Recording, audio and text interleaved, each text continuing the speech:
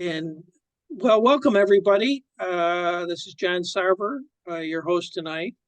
And thanks for turning out to hear another Michigan solar story tonight. And I'd like to first thank our sponsors, the State Department of Environment, Great Lakes and Energy, Eagle, the Homeland Solar, McNaught and McKay, Iron Ridge Rocking, Harvest Solar, and Shree Energy. I know many of you are GLREA members. If for somehow you haven't done that yet, would love to have you join. And you can do it at our website, glrea.org. It's real easy to go there and kind of punch a button and just register online to be a GLREA member. Would love to have you join us to support our advocacy and education efforts. And tonight we have Steve Sherman, who's going to give us his energy story. He's an energy systems engineer and entrepreneur, passionate about promoting and democratizing sustainable energy systems. His career has been dedicated to solar power, energy storage, and electric vehicles, and ensuring these technologies are deployed in a customer-centric manner. He has a small farm of north of Ann Arbor and has a system that he's going to be talking about tonight. And so with that, please everybody mute themselves until we get to the Q&A period. Please mute yourself. And with that, let me turn it over to you, Steve. Thanks for joining us and thanks for telling your story. Yeah, thank you, everyone. Looking forward to the discussion and conversation today. Let me pull up my presentation here and we'll jump into it.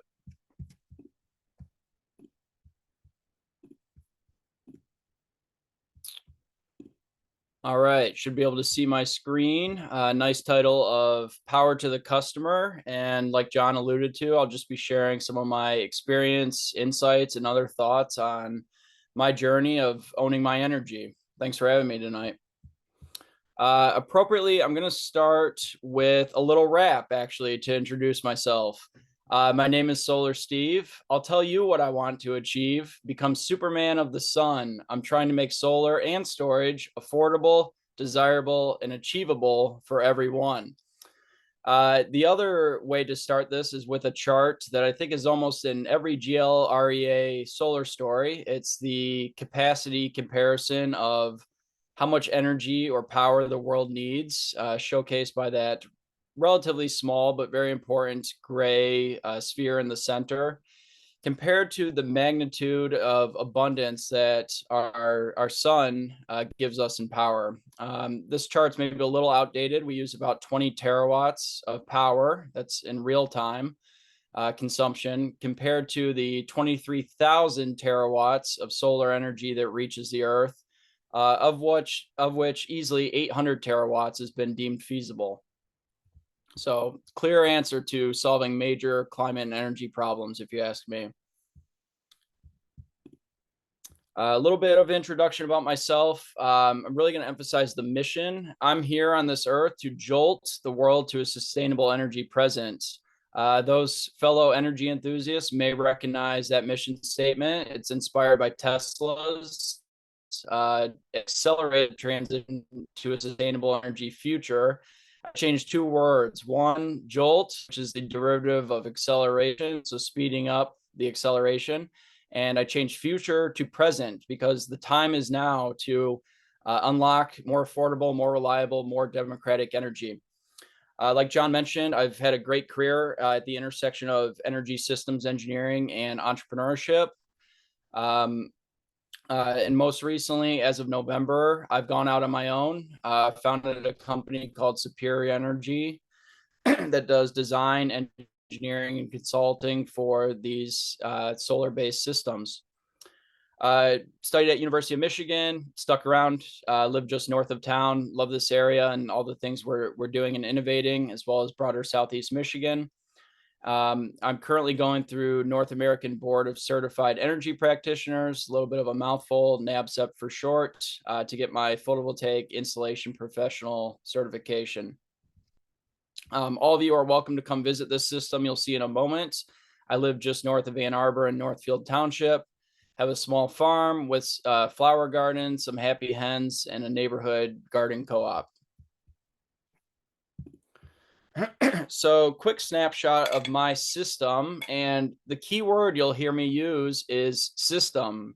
Yes, solar is the source of power, but it's really about how we use that and combine it with other technologies like energy storage, efficiency, monitoring, our utility rate, etc.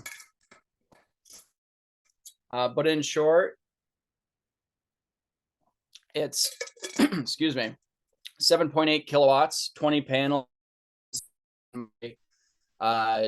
dream barn come true. 3 90-watt Helene modules mounted on the roof. Plan to add a ground mount at some point. Energy storage, I started with 10 kilowatt hours of 48-volt LFP, which stands for lithium iron phosphate energy storage. They're just simple, humble, but very utilitarian server rack modules. And then a lot of the magic of this system is the integration, the efficiency, and the management of that power. So I have a Solarc 12K, which is a hybrid or multi-mode, or a name I like to use of grid optional inverter. I have a 6.4 kilowatt interconnection export agreement. I'm on D1.2, which is the fancy word for time of use, 11 a.m. to 7 p.m. As I mentioned, I've also combined this with insulation and efficiency at home. I monitor my energy through DT Insight. I've also paired this with electric mobility. I have a Kia EV6. It's a fully electric, zero combustion electric vehicle, 77.4 kilowatt hour LFP battery pack. I do level 1 and level 2 charging at home. And I even have an LFP powered mower tractor for utility on the farm. And before we look at the future or the present of this technology, I actually wanted to highlight energy values in the past. There's an amazing podcast that I think everyone on this call would enjoy called Energy File. It's about 10 different stories, all related to energy transitions and innovation in the space. And one of my favorites was titled Alfred Dickey's Utility Bill from good old 1915 in Halifax, Nova Scotia. And the important lesson from here is talking about energy values and superlatives and what do customers care about in their energy service. And you see this promotional item of cooking with gas talks about cheapest, safest, cleanest, quickest. Well, those really haven't changed too much over the course of 100 years. When I talk to customers today, they care about affordability, reliability, clean, and equitability and democracy, owning their energy. So I use those lenses to look at how my system is doing and how I design systems for others. So on the affordability front, I'm very transparent with my DTE bills, as that's kind of the key indicator for system ROI. My average has been what I think is a quite low $53 per month. I've had a low of $24, a high of 91 in the winter. This is not inclusive of two $35 outage credits. Reliability matters. We should account for it. And when I look at a very simple analysis of about a $15,000 investment I made in this, obviously not with the electric vehicle, my ROI is about 10 years, very reasonable and meaningful, if you ask me. This also doesn't account for the displacement of gasoline and what I would have to pay for that for my mobility. An important lesson for this group and other solar owners is learning how to understand your DTE bill. I'm not going to lie, I'm very convinced they make this as confusing as possible on purpose. I tell people I have a PhD in reading these utility bills. But in short, you can break it down into two main categories. First is the power supply charges, could also be called generation. Typically with solar systems, people are able to offset this and build into the excess generation bank, and that helps with seasonality in Michigan, we have 4 seasons of fun, lovely thing called winter. The sun doesn't shine as much, but it still shines plenty. But nonetheless, that excess generation bank helps a lot with seasonality. But what a lot of folks don't realize, I've seen, is that when you and how you use that solar power matters a lot. So if you get into scenarios where you're offsetting your generation, but importing a lot of electricity and at night, and when you're not using solar power, people have been surprised by those delivery or distribution charges and what they can amount to. It's roughly 7 cents a kilowatt hour, and you see there's other fixed charges as part of that. So yeah, just a little bit of lesson on paying attention to how and when you use that solar power as well. Speaking to that, I would just wanted to share the power of monitoring and flexing this power. I give DT credit for their Insight app. It's a little bit slow for my liking, but does provide meaningful insights. It's also not accurate on the dollar amounts, but nonetheless, we speak the language of kilowatt hours. And whether it's DT Insight that you pay $2 a month for, or the interface with some of the inverters and other power equipment, a little bit of understanding of these power flows can go a long way for helping maximize your self-consumption and minimizing those grid imports, especially when you're on peak. So to speak to that, I don't know how to distribute this information, but a little map I made of different power flows and speaking to self-consumption with some basic cent per kilowatt hour numbers to go with it. But in short, your solar array produces electricity. You can either consume that on site directly through your loads, or flexible loads like energy storage and EV charging. You can export that electricity for a credit. I get about 17 cents per kilowatt hour on peak in the summer. And then you compare that to what you inflow, which you're paying for both power supply, but also the delivery, which goes to my previous slide of the breakdown of those billings. So again, I would love some help on making this a little bit more accessible to new solar users, but I know this group is veterans and quite experienced with some of this terminology. The next value is on reliability, and this is where energy storage and a grid optional inverter really comes into play. And I have 2 short stories to share on this, 2 grid outages of note, one in the winter, one in the summer. February 2023 was 5 days. Some of you probably remember this. Southeast Michigan was hit by a cold snap, a lot of trees down, a lot of utility lines down. It was a pretty solid 5 days of outages throughout Southeast Michigan. I use the term comfortable conservation. It was the winter, so I had to be mindful of, is the sun going to come up tomorrow to charge those batteries? But really, it was a pretty seamless experience. Able to keep the furnace on, lights were no problem, basic entertainment for TV and internet. And there was even a sunny Sunday as part of that 5 days that I did a load of laundry. My batteries were fully charged. I had nowhere else to put the electricity, so why not? And I like to tell people this was the non-financial ROI to my system, just purely on getting through a long-term outage like that. Compare it to my neighbor who his teeth were basically chattering at the end of those 5 days after refueling and babysitting his humble Honda generator just to keep his lights and fridge on. It's difficult to quantify the benefits of that, but I truly mean it when I say the system paid for itself during that 5 days, in my view. The second one was in July of 2023. We had about a 3.5-day outage.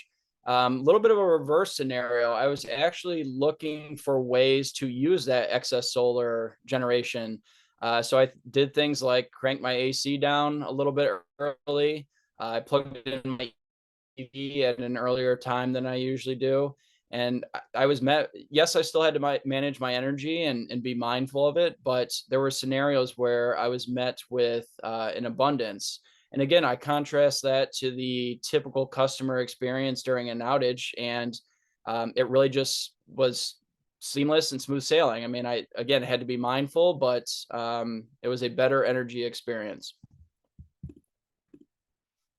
On the clean front, this one's in the fairly easy category, if I'm honest. DT reports their fuel mix. Not as public as it should be, in my opinion, but quick search quickly will find this chart. And the reality is our grid is still well over 50% coal, 14% natural gas. And what's the latest solar number? 0.6%. Need to catch up and change these numbers.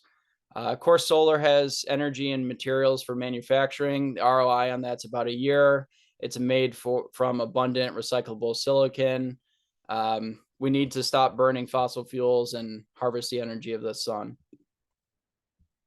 On the equity and democratic front, I think there's really a lot of importance if we think about the physics definition of energy, its capacity to do work. Utility bills and grid outages disproportionately impact low-income people and communities. There's all kinds of studies and research on this. For-profit utilities are doing exactly as they're designed to do. They're inherently extractive and unfortunately optimized to share or to serve shareholders. Public service electric utilities apparently have gone out of phase and they've shifted to for-profit companies. Then you have the environmental injustices of impacts of pollution, both climate change, local air quality. There's a long arc of history with even power plant siting over the years. So my quick customer conclusions. I certainly admit my energy enthusiasm bias, but overall, I can tell you that owning your energy is a better customer experience. I hope you agree with me in these short insights I've shared. I'm no longer burdened by the need to purchase gasoline for my mobility, and I pay a very reasonable grid electricity bill every month. Share the story of my immunity to grid outages, immunity to utility grid rate increases. It's clean today, not some far off 2050 targets, and it's democratic in the sense that I've turned a perpetual bill into an equity building investment in my home and lifestyle.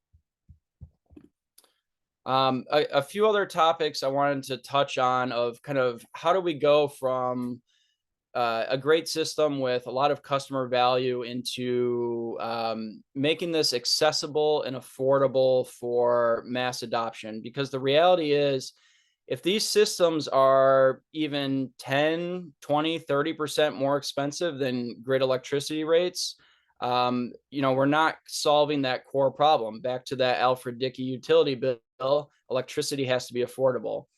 So the technology is there. We've had I call it a miracle. 2 miraculous price drops over the past 2 decades. Solar PV modules have dropped well over 95% in cost.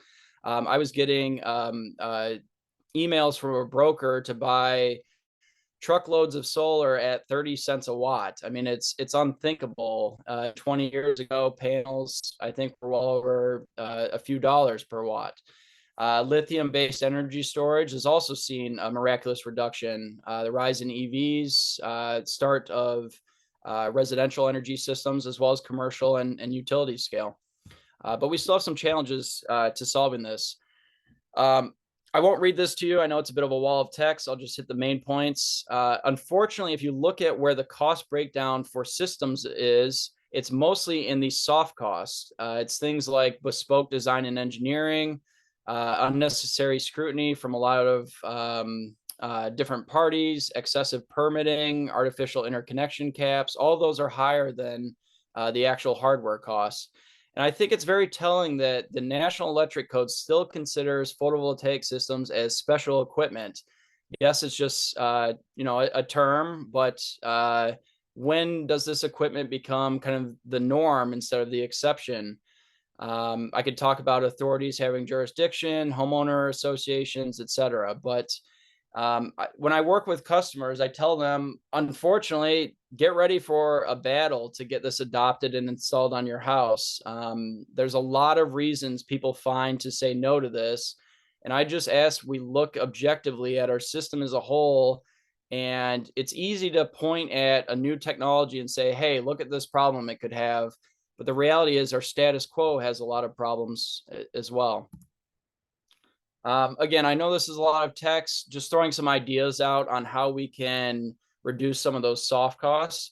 I'm personally very excited about standardizing and productizing some of the offerings. So the analogy I like to use is go from pre-Ford Model T days when cars were hand built and you had very specialist labor and technicians building them into things that are a bit more mass produced and built at scale. I think mobile energy systems have a role to play in this. Putting it on wheels tends to speed everything up. I was working on an innovation to do a utility mounted battery system, solving the problem of where do we put these heavy, bulky energy storage systems. And one that's especially relevant to GLREA that I've certainly voiced my thoughts on is there's a very clear conflict of interest for the interconnection process. I obviously understand it needs to exist, but when you go through it, you can let's say 8 kilowatt system quickly turns into a 4 to 6 kilowatt system. If you ask me unfairly, it's the 110% rule. It's things like not accounting for a homeowner that's planning on buying an electric vehicle in the coming months or making other upgrades. And, my humble opinion on the reality of this is it's kind of protectionist to avoid distributed generation. I'm going to call it what it is. So I just have two thank yous and then one last thought. Thank you to innovative municipalities and communities. Certainly not the only ones, but kind of in my backyard are the City of Ann Arbor Sustainable Energy Utility, as well as Ann Arbor for Public Power. There are many others, some of which I'm very excited to be working with for helping enable this distributed energy infrastructure. I and other great installers and engineers certainly can't do it alone. I think some of the innovations around distribution networks will go a very long way. Generation is no longer a natural monopoly. However, distribution probably will remain one for a long time. I don't think it makes sense to build multiple sets of wires, but I'm glad we're at least trying and exploring this and looking at new things. My second thank you is to all the customers I have.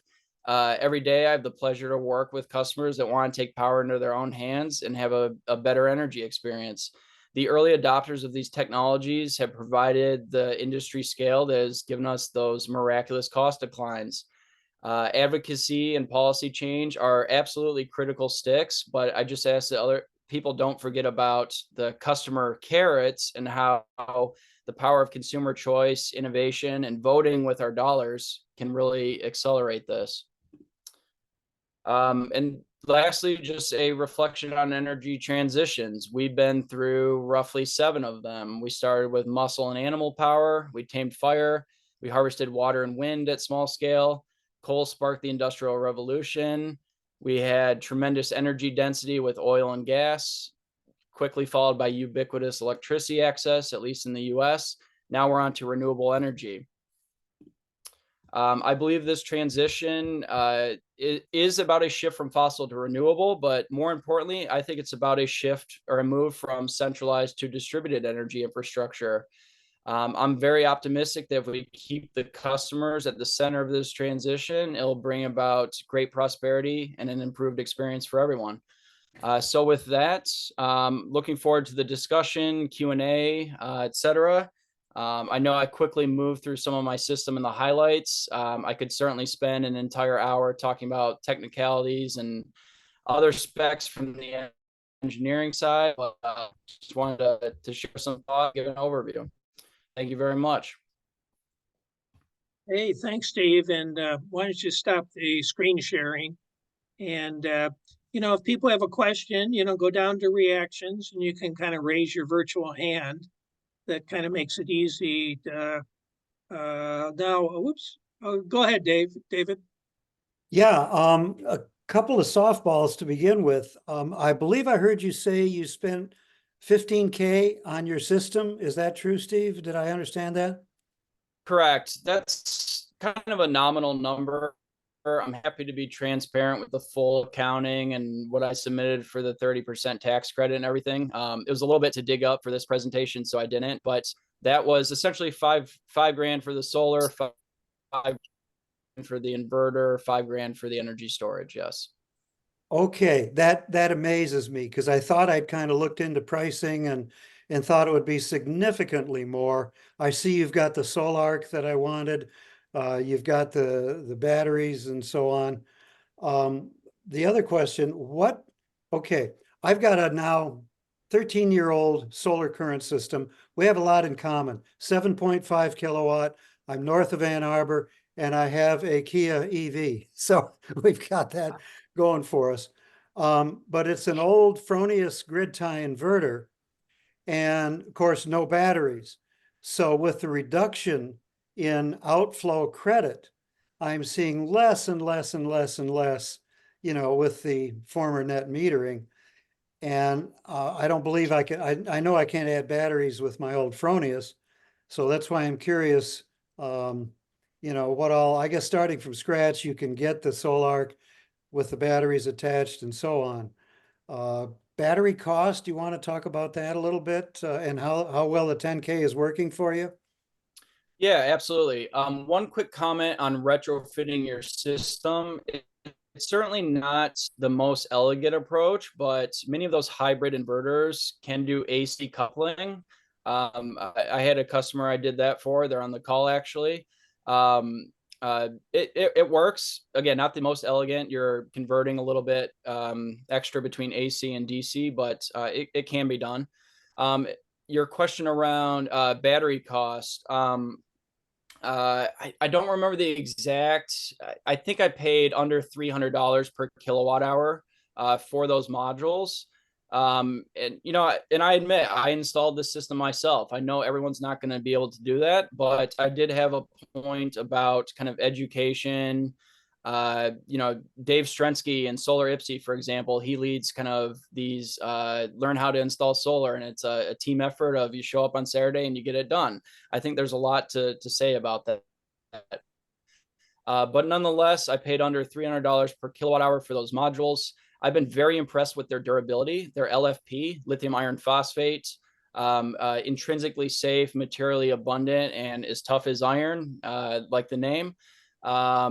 The company that made those is Arc Lithium. They're in, I think, rural Ohio, and they actually serve the off-grid Amish community.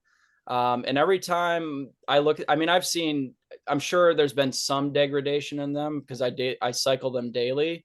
But overall, I've really not noticed anything in my almost 2 years of having them. We certainly need to see, 10 years. What does that cycle life look like? But I worked at a pretty high-tech battery startup, and I could go on and on about the benefits of LFP and how the power flows we're talking about for residential use cases keep them very happy, etc. So not so quick comments on that. Thank you. You may be hearing from me afterwards too, if that's okay. Right. Hey, Steve, I'm kind of looking at the chat here, and let's see. Whoops, let me go down here a little.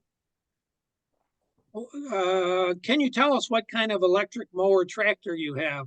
Does it have PTO? Does it accept standard attachments? Yeah, great question. I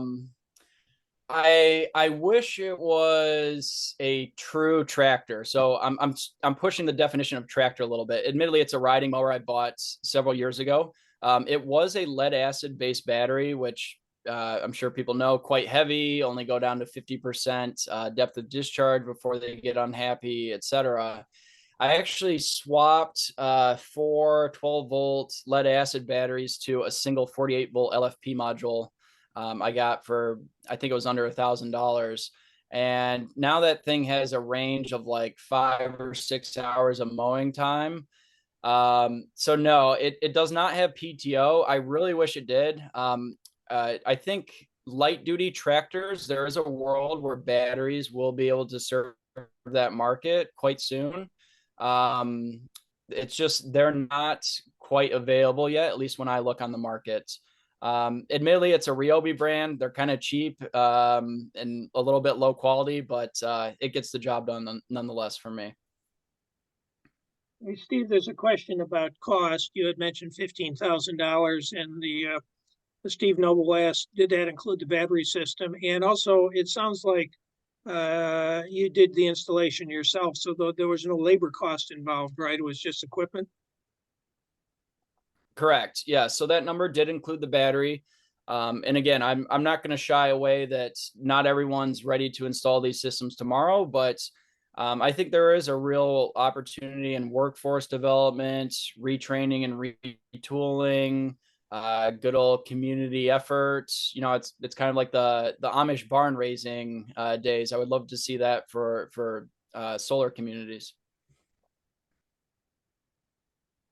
Mike, Nowak asks, do you have an EV charger that knows about solar? I have a NLX juice box, and I have it set to charge between 11 a.m. to 4 p.m. To charge when the solar is likely to be the highest. Yeah, so I have a portable level 1 charger that I actually use as the majority of my charging, and I'll speak to that in a moment. That came with my parents' EV. Actually, they were kind enough to loan it to me in exchange for another different charger I had. And then I also have a permanently mounted level 2 charge point home charger, very common. I had a $500 rebate on that from DT that I encourage everyone to make use of. I see his comments related to knows about solar. So I'm guessing that's kind of related to saying, hey, it's really sunny today, therefore I should charge this battery right now. Unfortunately, mine is not connected in that way. I just do it manually. I typically leave my vehicle plugged in, and then I can remotely say, charge or stop charging from an app. I do know Solar Edge made a very nice inverter that also combined an EV charger with it at level 2. And it had a functionality where it could essentially use that excess solar and put it directly into the battery. And it was actually smart enough to adjust the load as well. So it wouldn't just be like, oh, level 2 charging, 7.6 kilowatts. All of a sudden a cloud comes out and you're importing on peak electricity. So that's definitely the connectivity and integration and all of this. There's so much opportunity and so many ways for improvement on just making software that's user centric and works and energy management and everything. But it's kind of the reality of where we are in the technology development. We're not quite there yet. But yes, I wish I had a more automated charging setup, but it still gets the job done just with me doing it manually. Steve, what are your thoughts about vehicle to home charging? I just read today about General Motors has come out with a charging system for one of their vehicles, and Ford has it for the Lightning. So I'm just kind of curious, is that something you're looking forward to, or you have reservations? What do you think about V2H? Yeah, I think it's tremendous opportunity because that's going to be the largest battery you can buy, and I have 77 kilowatt hours. My Kia EV6 can do vehicle to load. It's only 120 volts, so it's not going to meet home electricity, but I've used that camping and other off-grid scenarios, and it's quite nice. But yes, true vehicle to grid or vehicle to home is a tremendous opportunity because you're getting dual use of that battery. There was an article about the F-150 Lightning, and the joke in it was buy 6 Tesla Powerwalls, get a truck for free. And it just, again, you're getting batteries to people and integrated with home energy systems, and there's a lot of value. I think the real challenge comes back to integration. When you look at the F-150 Lightning, for example, there's quite a few different boxes you need to get on the wall to make that all work and be pieced together and seamlessly. And it quickly adds up to certainly usable, but it's kind of fallen in the pretty expensive toy category from what I've heard. So with time, I think that's only going to get better. But the more we can get into, again, seamless integration and a software to enable energy management, I think it's a tremendous opportunity. Yes. Yeah, go ahead, Dave. Dave's got a question. Yeah, you mentioned DTE Insight, and I wondered, you sound like someone who's checked into the accuracy and the reliability of it. Can you talk about that a little? Yeah, certainly. I haven't audited the power flows on a watt basis or anything, but in general, I think it's quite accurate. I don't know why it wouldn't be. The challenge I have with it is the going from kilowatt hours to dollars and cents. Um, I think they just use a single cent per kilowatt hour. It doesn't account for time of use pricing. It doesn't account for the different credits for solar exports, etc. So yeah, definitely some room for improvement. I know a third party makes it and they license it as a white label provider. It's good. After a while, just out of principle, I'm going to stop using it and paying the $2 a month because every dollar counts over the system of 25 plus year life. But I've been happy enough to use it on the regular. Yes. Jason in the chat asks, did your permitting and interconnect process require support of a licensed electrician during the installation process? Yeah, great question. The interconnection process did not, at least I wasn't asked. The permitting, I pulled a homeowner permit. If I'm honest, when I did that, they basically were like, oh, so that's what solar panels look like. So I didn't get a whole lot of scrutiny there. It certainly varies by township and AHJ and everything.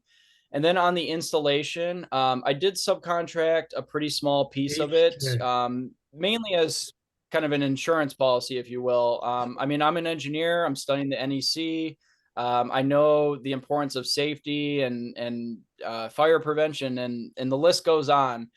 So yes, I did have a subcontract electrician for a small piece of the installation. Again, it comes down to that trade-off between like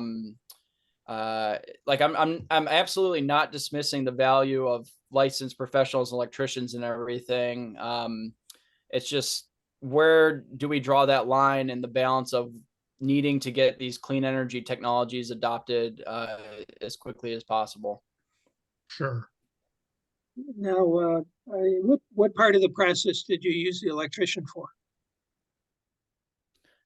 Basically everything related to interconnecting with the utility meter. So, yeah, I mean, pulling a meter, you need to be licensed for. You have some hazards with, just live electricity and voltage there, etc. So, yes, at the utility meter combined with a little bit of, just let's call it consulting and some labor help getting the inverter installed and things like that. Go ahead, David. Thank you. You touched on what I sounded like a Saturday morning install club kind of thing. Can you talk about that? It sounds perfect. Yeah. I mean, basically it's the idea of getting a group of people together to team together, everyone achieves more. That's more or less what I did with my system. I had 2 interns shadowing me the summer I installed it. I was very mindful of safety and what I was having them do, but at the end of the day, someone's got to lift a 40-inch by 80-inch solar panel up on the roof, and good labor can get that done. So there really are a Is this lot of an pieces ongoing that thing? And if so, where do I join up? I mean, it sounds perfect. yeah, I don't know of any ongoing events or groups. GLREA, maybe that could be an initiative we take on. Of again, I'm not trying to tread over the importance of licensed electricians and everything and doing the system right, but I think there is a niche for it. The person I mentioned was Dave Strensky, Solar Ipsy. I know he's a big advocate for all these technologies, and he helps a lot of folks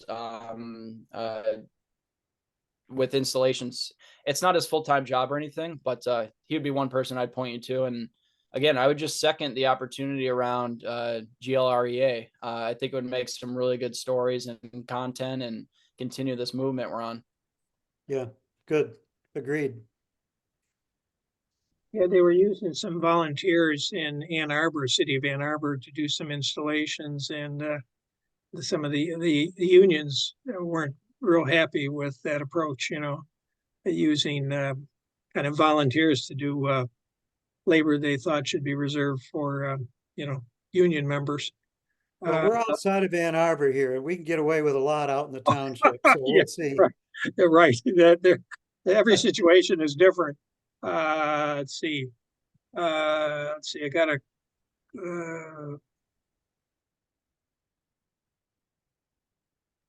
Dale Klein asks, your September bill showed most outflow on peak and most inflow off peak. Do you have any control or activities to manage this beyond what the main inverter settings do? I do, yes. It's mostly me and being a super energy nerd and being mindful when and how I use energy.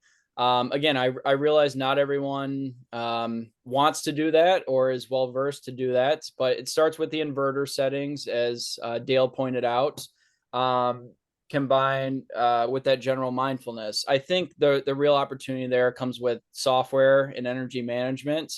I'm just doing it manually as a placeholder. But really, it's just things like a basic understanding of how that utility billing works. What I get paid for exporting on peak versus what I import off peak. When am I charging my EV? I guess now is a good time to talk about my EV charging quickly. Most of the time, I actually do level 1 over the weekend. And it's obviously contingent on me being home. If I take a trip, that changes things. But the reason I like that the most is because weekends are entirely off peak. And what happens is I do that level 1 charge, and I'll use as much of the sun as I can, and then it kind of spills into the off peak charging. And while we're in these shoulder months, even if it's not a sunny weekend, the worst case scenario is I'm doing all off peak. The second thing I'll do, and again, I recognize not everyone is going to do this, but this is where software, smarter chargers, et cetera, come into play. Sometimes I'll switch to level 2 during the day just to soak up that sun as much as possible, and then continue at level 1 the rest of the time. It's just a little easier on the batteries. It's you get kind of less swings if there are clouds and whatnot. And I've just kind of gotten into the groove that it works for me. And it's very easy for people that don't drive EVs to say, well, that takes you, over a day to charge. The reality is it takes me 5 seconds to charge. I plug it in and then go about my life. And then short of switching a level 1 or 2 charger, which I go to my barn to do work anyway. Steve, yeah. I can't resist inserting one little thing. If you take Please. your Kia charger that came with the Kia, give it 240 volts, it'll charge with 12 amps on both legs. So it doubles the charge rate. It's still what we call trickle charging because it's only 12 amps at 240, but we do that overnight and it's more than enough every overnight off peak for our Nero. So it just works famously.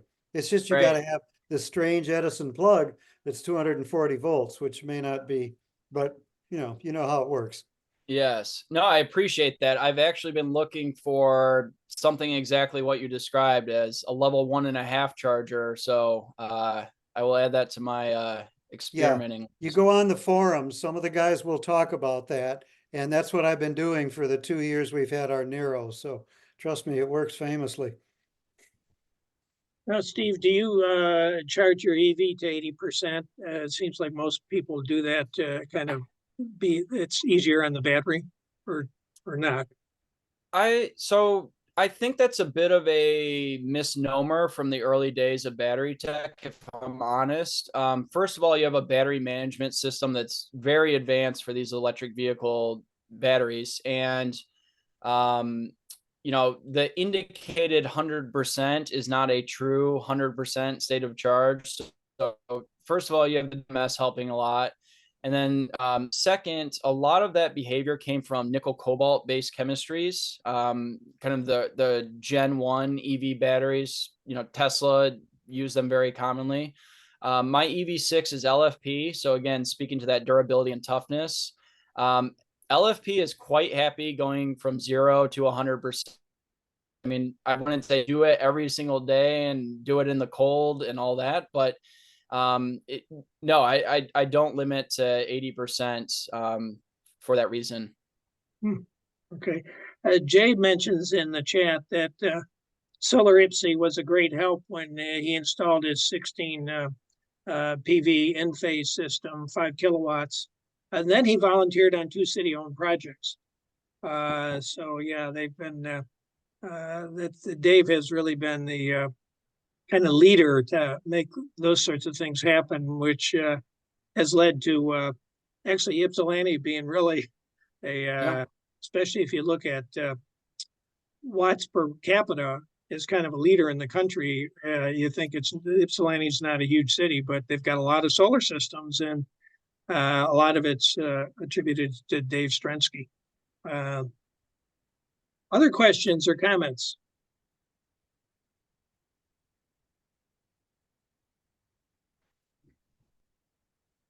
Okay, I guess we're. Well, I have a question. Steve, how did your electric car operate in the winter? Do you find that it loses power quickly when it's cold out? Like, some of the articles talk about it. Yeah, it's like all technologies, everything has its trade-offs, right? If I'm honest, my experience was far less drastic than some of the maybe sensational articles. I think that's partly in again, LFP and its benefits. It's a little less sensitive in the cold. I don't have any numbers immediately for you. I certainly saw a range drop, but not to the point that I would ever go back to gasoline, even in a hybrid or plug-in sense.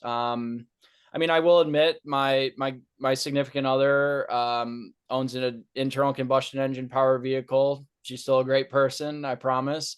The fringe trips to the Upper Peninsula in the winter, the reality is we have to take that.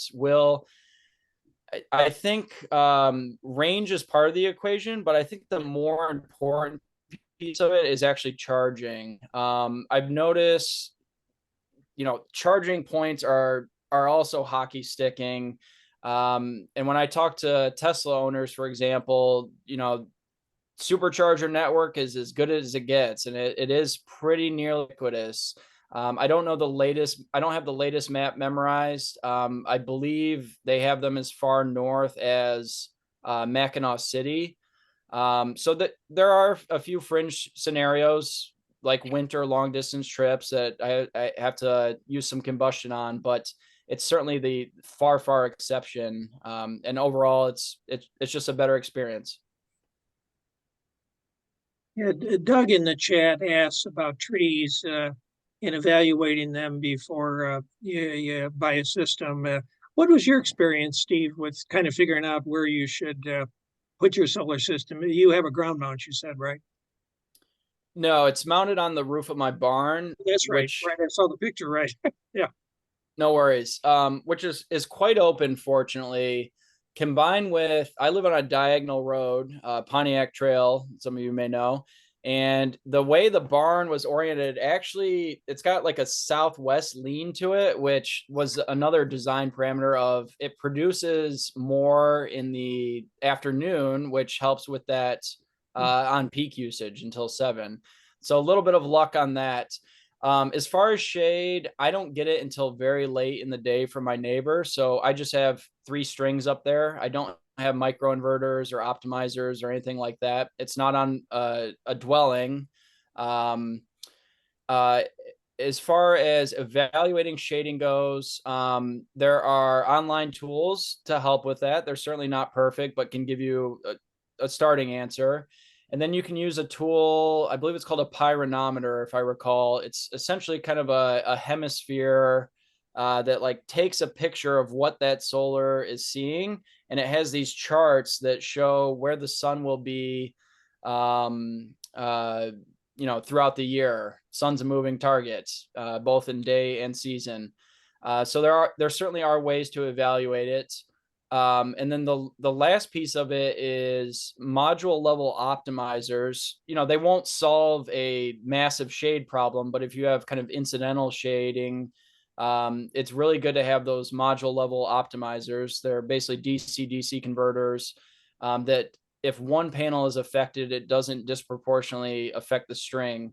So there are certainly tools around it. And sorry, one more. Lastly, PV modules have become so cheap that, a couple of years ago, you would never put them on a non-south facing roof. Now people certainly put them east and west and even north. So there's that low price. I'm not saying be wasteful with our silicon, but it's kind of enabled you to do some creative designs to work around limitations like that. Yeah, Steve, too, I think you had mentioned that, the inspection process from the township or your jurisdiction was pretty minimal. So there were no issues you had when you, had your electrical inspection. With mine, no. Like I said, I get it. This is new technology. It's very complex very quickly. AHJs have all kinds of other things to keep them busy, etc. But no, really not much. My main questions were, did I fabricate the mechanical fasteners to the roof? No, I did not. I used Iron Ridge racking and S5 mounts, all engineered and listed and everything. On the electrical, I have a critical load sub panel and it's backfed through a breaker. I don't think I got a single question on that, if I'm honest. I certainly did all my homework on breaker sizing and ampacities and keeping it safe and everything.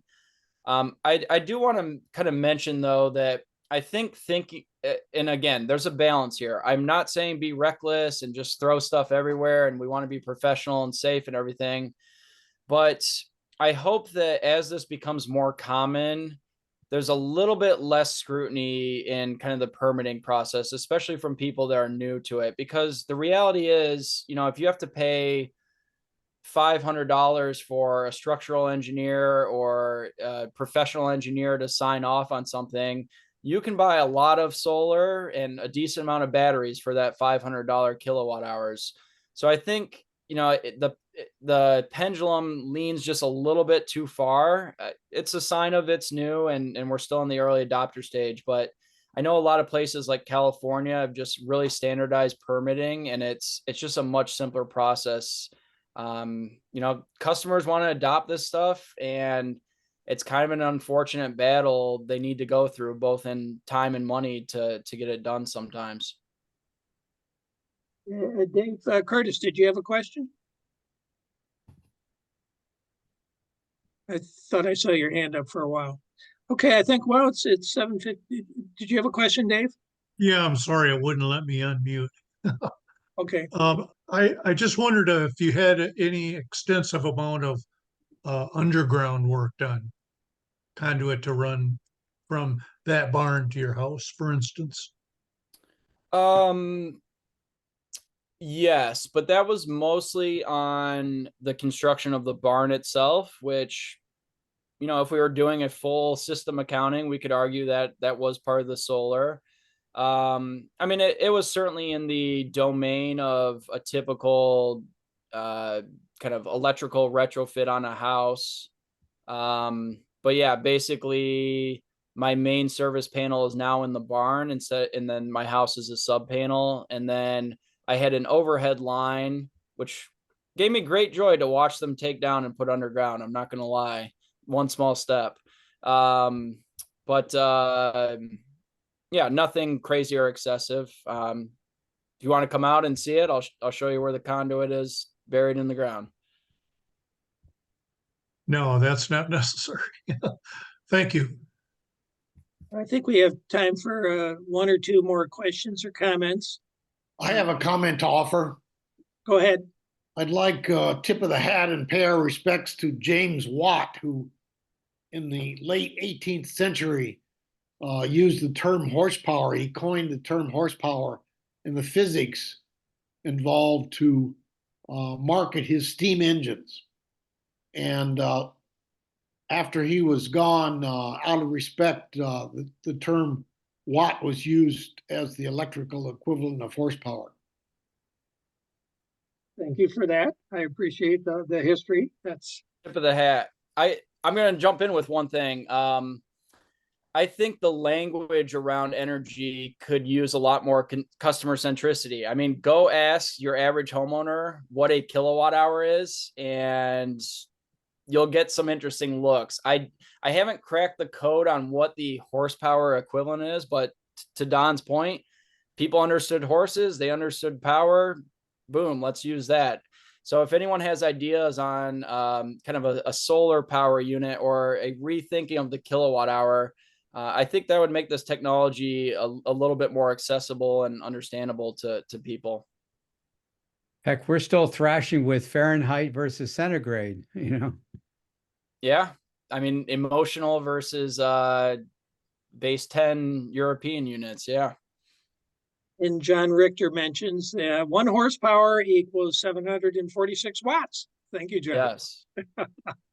Leandre, go ahead. You get the last question. Lee, you're muted. You're correct, Stephen. We do need to get our language right. Even the recent bills coming out of Lansing talk about kilowatts, and then and in the same sentence they say storage, and they don't know what kilowatt hours are. So it would behoove our group to get a vocabulary and start using it, as much as we can. The other thing I'd like to mention about do-it-yourselfers.